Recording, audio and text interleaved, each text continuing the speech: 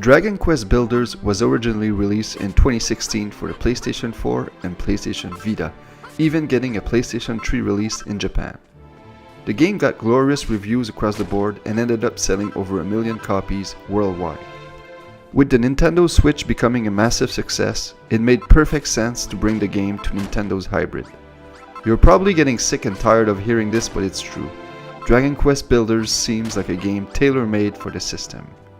Having the option to play it on the big screen and bring it with you everywhere is ideal for a game like this, which can be played for an hour at a time or in small chunks of 10 minutes here and there.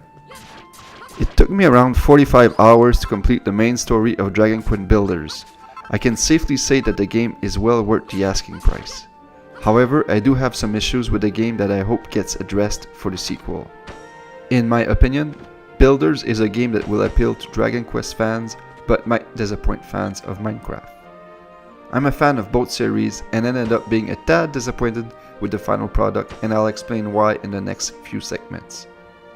The first problem I have with Builders is that the sense of creativity and exploration that made Minecraft such a worldwide success is not present. Areas are much smaller and limited than those found in Minecraft, and when it comes to creating and building houses and rooms, Dragon Quest Builders gives you a blueprint that you need to follow brick by brick. For me, that wasn't as exciting than when I created my own original town in Minecraft. To be fair, you have the option of building your own creations as well, but it feels pointless thanks to the game's biggest downfall. Dragon Quest Builders is divided into 4 chapters, and each one of them forces you to start from scratch.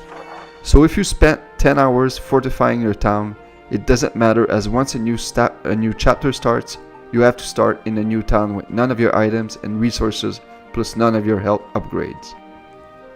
I feel like having one giant world map with a continuous story would have benefited this game greatly. My last complaint with the game is the combat.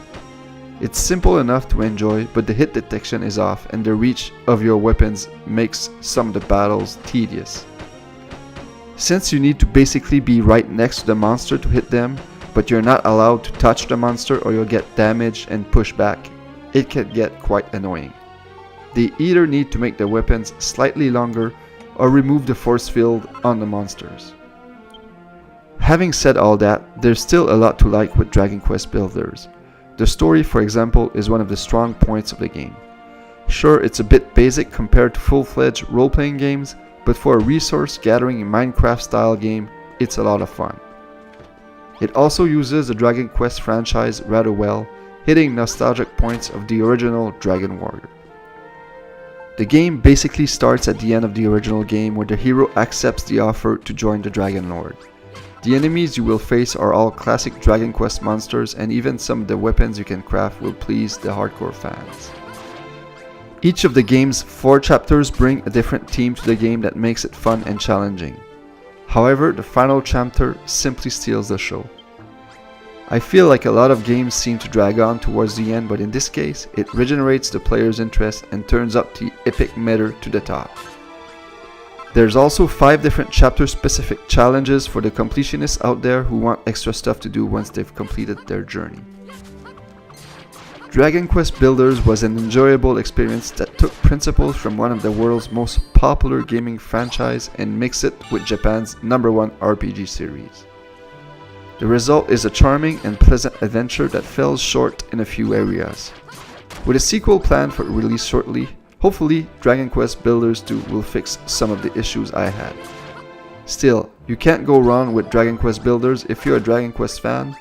Just be aware that it's not exactly as free and open as Minecraft. Having said that, if you're still not sure if Dragon Quest Builders is for you, head on to the Switch eShop and download the demo. Thanks for watching, and let me know what your thoughts are on Dragon Quest Builders in the comments below.